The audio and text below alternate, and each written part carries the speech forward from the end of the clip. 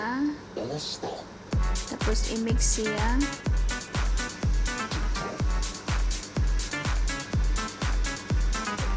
And then ilagay natin yung gatas konti, depende sa ilan yung pirasong gawan nyo.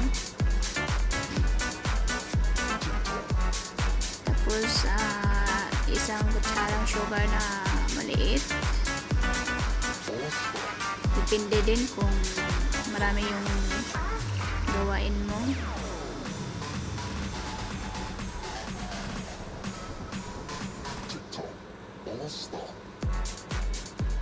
Yan, mix lang para ma-mix yung sugar niya. Tapos ano siya, side up, side.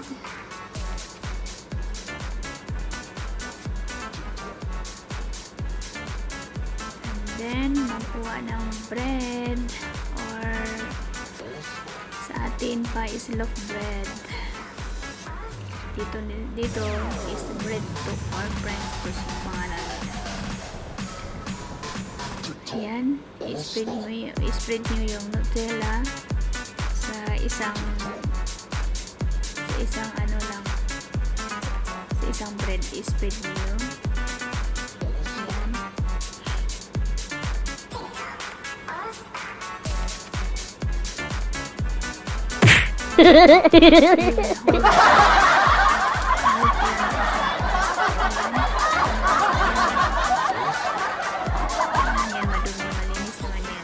I-spread nyo lang. Lahatin nyo yung ano. Depende kung nasa inyo kung ano yung gusto nyo ipalaman.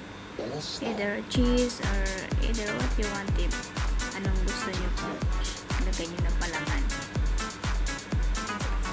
Yan kasi favorite na dito is chocolate. Yan, spread nyo lang. And then, takpan sa isang pirasong tinapay sa ibabaw. Ayan. Hintay natin, i-open natin yung stove para mainit yung ano natin, frying pan na maliit.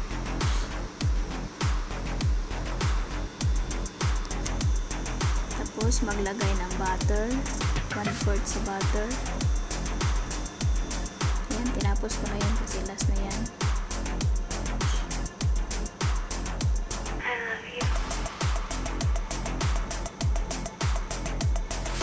I-mix ulit para yung sugar para ma-mix yan siya habang nagpapainit sa butter.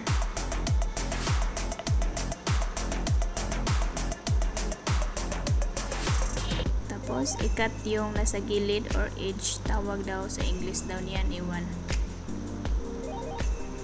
Yan, i-cut daw yung sa gilid. Kung ayaw niyo, pwede naman siya. Kasi alaga ko ayaw man niya, so pinakat ko siya.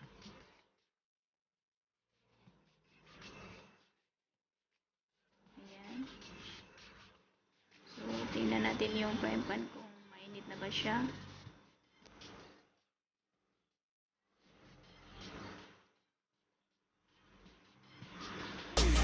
Ayan, mix mo lang yung ano, butter niya para lahat siya may butter.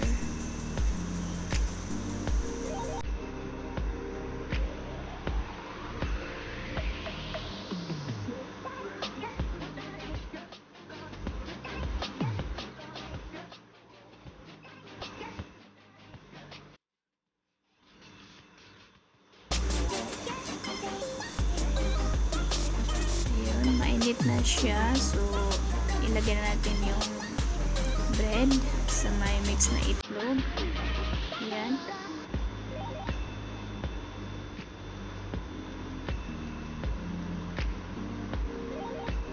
Piliguan natin siya lahat ng itlog para mag-absorb yung itlog niya sa loob.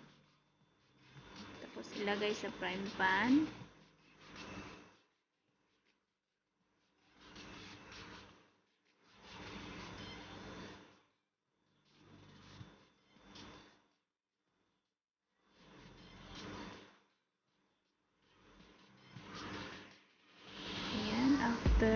Wala na siya habang maghihintay, magliligpit ng mga tapos hugasan habang naghintay.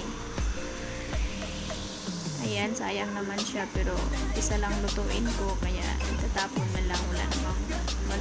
Wala namang pwede maluto dyan. Pwede naman kung may tinapay ka na extra, pwede mo yan gawin dyan na katulad niya. Pero sa akin, wala. So, tapon ko lang.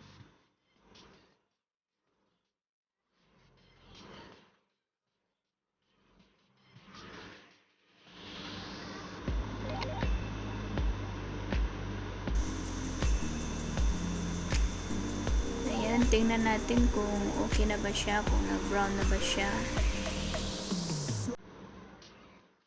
Ayan, nag-brown na siya. Diba, masarap siya.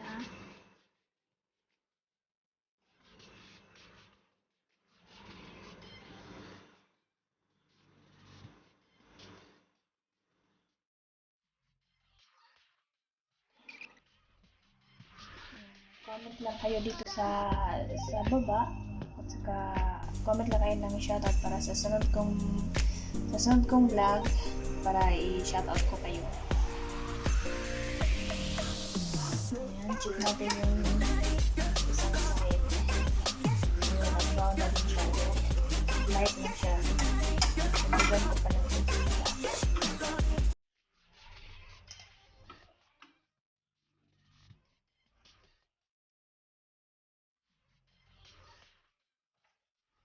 Ito na yung plato ng alaga.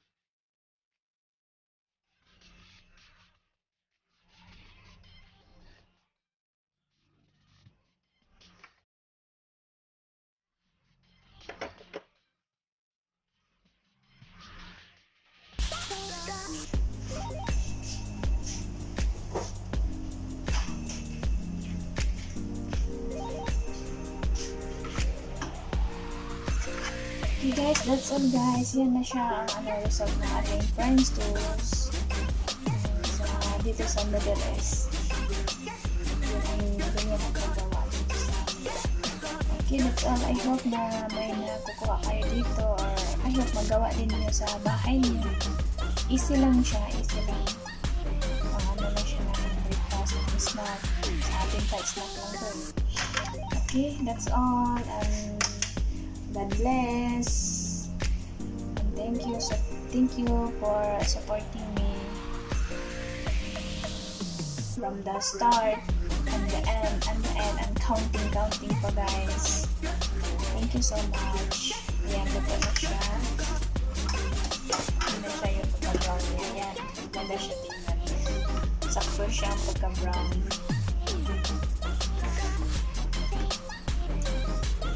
Sana magawa din ito. At saka may nakukuha din kayo, at saka may natutunan dito, kasi simple lang siya eh.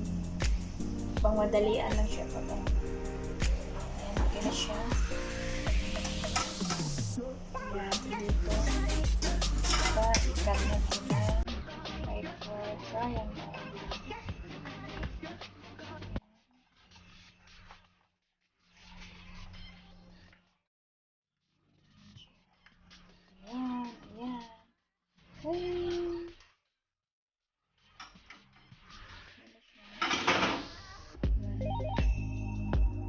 Sarap siya. Ayan, okay.